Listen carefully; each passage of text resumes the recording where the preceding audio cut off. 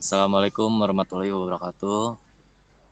Kami Salam dari kelompok 5 akan mempresentasikan mengenai proyek akhir kami membuat program kasir sederhana, kasir wow banget.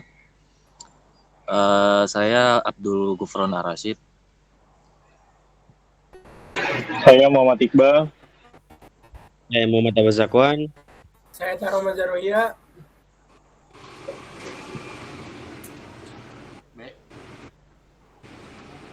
Saya TBM Rasid Rizkyallah.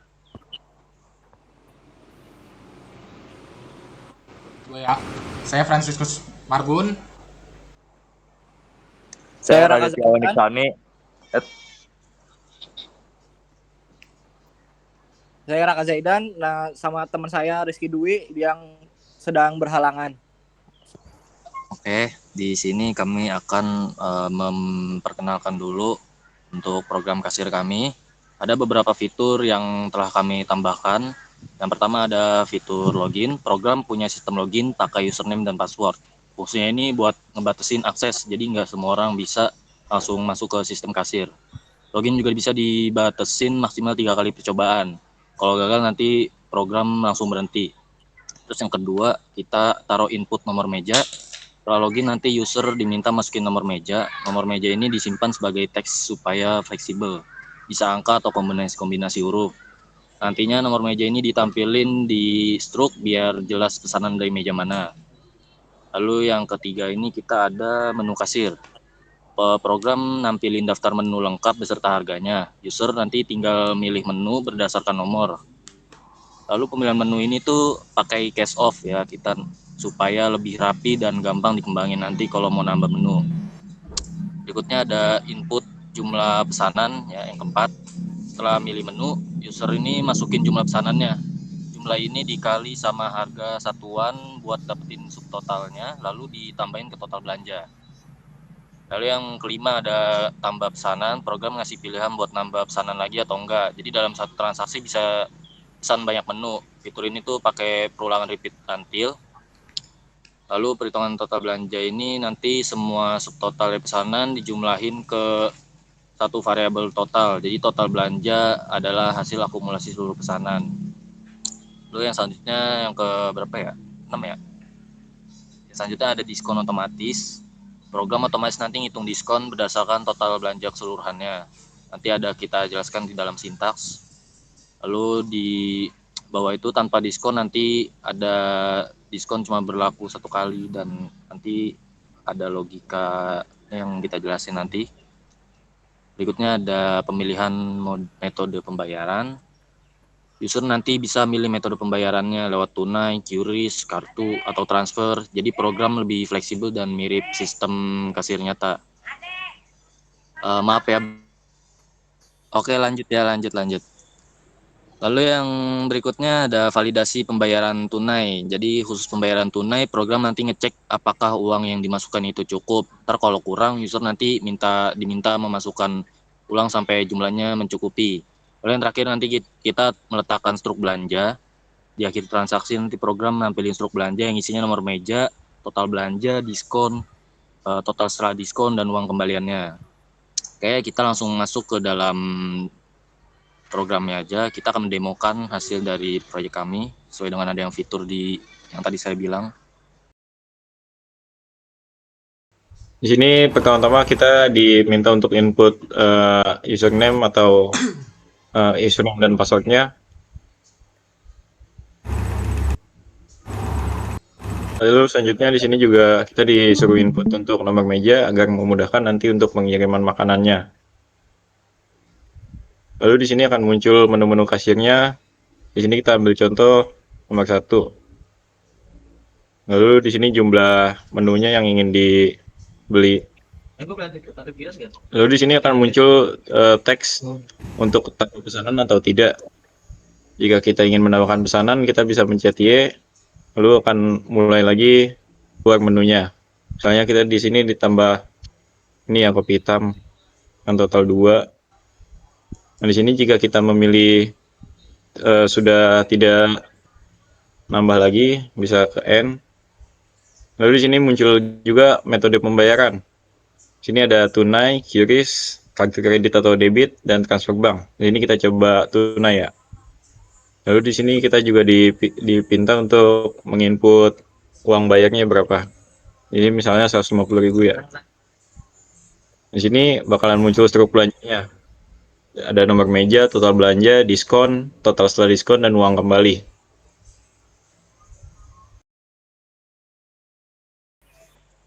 Oke, di sini fitur login ada 3 variabel, yaitu username, password. Di sini menggunakan integer. Lalu ada yang ketiga itu temps. Temps itu memakai string. Di sini di awal user diminta untuk input username sama password. Jika username dan passwordnya benar, maka akan lanjut ke program selanjutnya menggunakan break. Jadi break itu cuma keluar dari looping dan lanjut ke program selanjutnya. Nah, jika percobaan gagal, attempts akan bertambah 1 dan akan terjadi halt, yaitu program berhenti seluruhnya. Dan jika percobaan sampai 3 kali, itu kan gagal juga. Selanjutnya ada menu input nomor meja. Oke, selanjutnya ada input nomor meja. Penjelasan bagian input nomor meja yaitu untuk program Pascal input nomor meja, write masukkan nomor meja, readline dan akan muncul nomor meja, dan with bagian ini berfungsi untuk meminta dan menyimpan nomor meja pelanggan sebelum proses pemesanan dilakukan. Yang pertama ada write, masukkan nomor meja. Yang menampilkan teks di layar agar kasir memasukkan nomor meja pelanggan.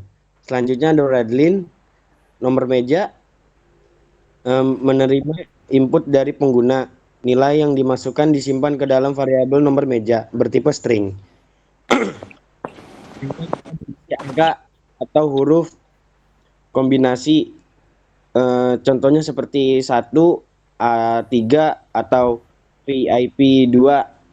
Selanjutnya ada return, memberikan baris kosong agar tampilan program lebih rapi. Fungsi input dari nomor meja membedakan pesanan setiap pelanggan, digunakan saat mencetak struk belanja, membantu kasir mengantarkan pesanan ke meja yang benar. Contoh penggunaan, jika pengguna memasukkan nomor meja 5, maka pada struk akan tampil nomor meja 5. Bagian input nomor meja berperan sebagai identitas pelanggan dalam sistem kasir agar transaksi dan pelayanan menjadi lebih tertib dan terorganisir. Terima kasih. Selanjutnya. Yang pertama menu kasir, kita memakai repeat. Di situ ada program repeat until. Karena kenapa kita memakai repeat until? Karena nanti jika customer ingin membeli pesanan lagi, jadi customer bisa memilih pesanannya lagi. Jadi alurnya itu ada di bawahan, J. Tolong dong, J. Di bawah, J. Terus pelan-pelan naik, pelan-pelan.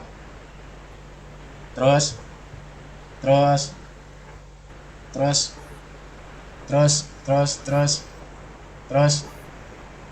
op. Oke, di sini ada alur ya. Alurnya tuh ada di write tambah pesanan lagi Y atau N titik 2. Habis itu readline lagi, return until lagi sama dengan no, or lagi sama dengan no. Jadi maksudnya itu jika customer ingin menawar pesanan, maka input yang kita masukkan adalah yes, ya atau yes. Jika tidak, no atau no. Jadi jika customer tidak memesan pesanan lagi, maka tampilkan no. When I input no, nanti akan melanjutkan ke program selanjutnya. Jadi di sini ada until lagi, and or n. Ini adalah ini adalah kondisi berhenti dari perulangan. Jadi kenapa kita pakai n or n besar atau n kecil? Jadi agar lebih peka aja, karena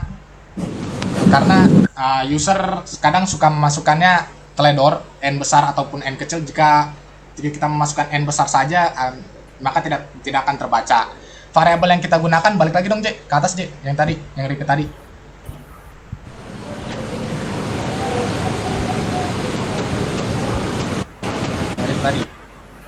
Nah, up. Nah, di sini.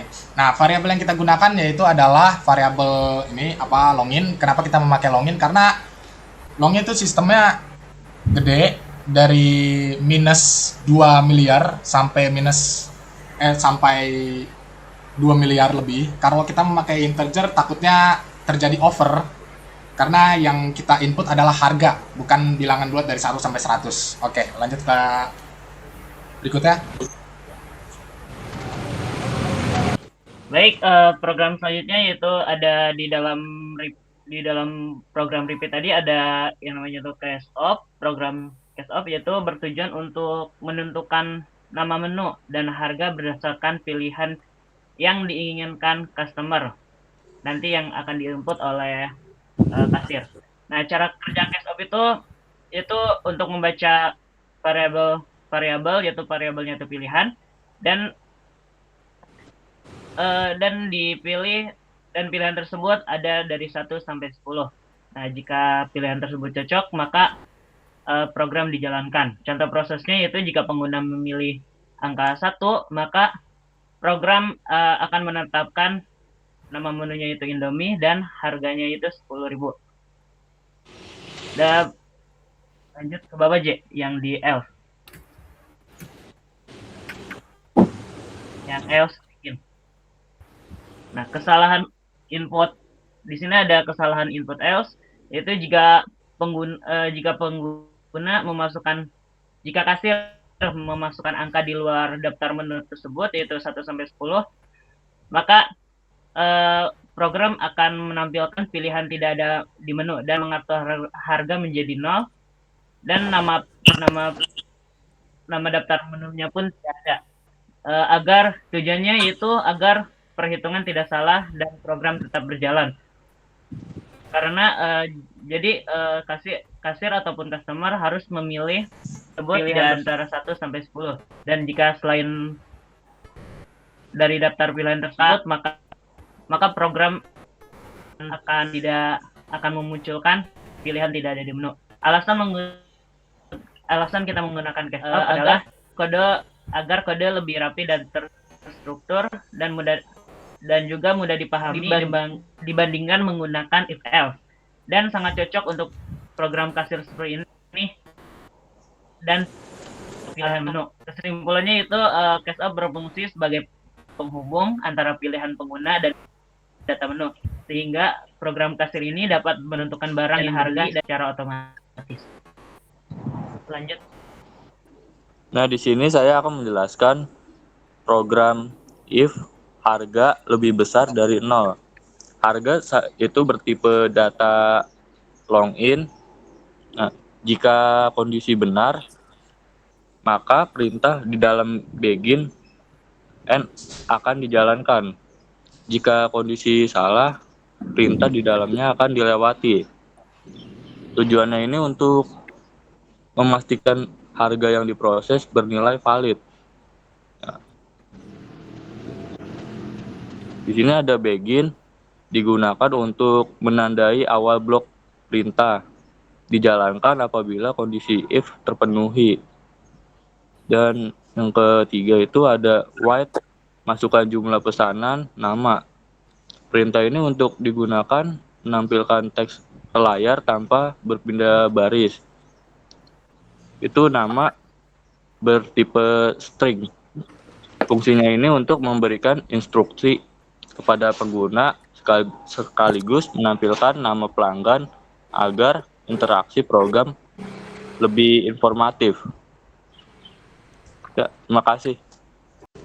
Oke, di sini masuk kepada pilihan metode pembayaran yang mana kita menggunakan 4 metode pembayaran. Yang pertama ada tunai, yang kedua ada QRIS, yang ketiga kartu kredit atau debit, yang keempat ada transfer bank. Nah, pilihan metode pembayaran itu sendiri kita menggunakan 2 kode yaitu integer dan login. Nah, login itu sendiri kita terbagi menjadi 2 yaitu ada login bayar dan login kembalian. Nah, yang pertama ada variabel total yaitu login. Variabel total menyimpan total harga seluruh pesanan sebelum diskon. Nah, tipe data login ini dipilih karena nilai total bisa menjadi besar jika banyaknya pesanan. Contoh, kita mau mesen yang namanya itu sebentar. Yang namanya pisang goreng. Nah, kita ada tambahan lagi nih, yaitu teh tawar, roti bakar, coklatnya. 3 item tersebut kita bisa simpulkan dalam kapasitas yang lebih besar dibandingkan integer. Yang mana integer itu sendiri dipilih oleh pengguna 1 sampai 10. Nah, tipe data integer dipakai karena nilai yang disimpan berupa bilangan bulat dan tidak membutuhkan angka desimal. Nah, seperti itu. Lalu yang 2, 3, dan 4 itu program langsung menjalankan ke output jumlah pembayaran atau penyelesaian pembayaran dengan menggunakan pihak ketiga dari bank ataupun dari krisnya. Bawah J.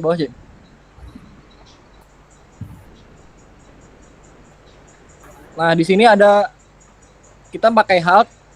Ini jika user tidak memasukkan angka pilihan 1 sampai 4, maka program akan langsung diakhiri dalam metode pembayaran. Udah, DJ. Oke, di bagian ini program pakai if else ya buat nentuin diskon berdasarkan total belanjanya. Variabel total sendiri ini udah berisi hasil penjumlahan semua pesanan yang dimasukin sebelumnya. Jadi diskon ini baru dihitung di akhir, bukan per menu. Tujuannya biar diskon ini dihitung dari satu transaksi utuh, bukan satu-satu. Pertama, program nanti ngecek kondisi if total lebih dari sama dengan 100.000, dan ya artinya kalau total belanja ini lebih dari 100.000, otomatis kasih diskon 10%. Operator lebih dari sama dengan ini dipakai otomatis dipakai otomatis supaya kalau totalnya nanti pas di angka 100.000, diskon tetap berlaku. Kalau kondisi ini terpenuhi, nanti program langsung masuk ke blok begin and itu ya dapat diskon 10%. Kemudian kalau kondisi pertamanya ini nggak terpenuhi, program nanti lanjut ke else if total lebih dari sama dengan 50.000. Di sini nanti dicek apakah total belanja ada di kisaran 50.000 sampai di bawah 100.000. Kalau iya, nanti diskon yang dikasih adalah 5%. Kemudian else if ini penting karena memastikan diskon 5% ini hanya berlaku kalau diskon 10% nggak kena. Kalau dua kondisi tadi sama-sama nggak terpenuhi, program nanti masuk ke bagian else. Itu berarti total belanja di bawah 50.000. Jadi pelanggan nanti nggak dapat diskon sama sekali. Di sini variabel diskon diisi dengan nilai 0. Ini sengaja dilakuin harus diisi 0 supaya variabel diskon selalu punya nilai nantinya. Jadi aman waktu dipakai buat perhitungan selanjutnya. Oke, selanjutnya. Yang selanjutnya ada fungsi debug. Fungsi debug diskon adalah memastikan potongan tidak salah hitung. Dari yang sudah tadi Gufron jelaskan, ini ada debug diskon adalah memastikan nilai total benar dan mengecek diskon yang sesuai dengan yang total-total tadi. Yang dari diskon 10% sampai 5% dari yang Gufron sudah jelaskan.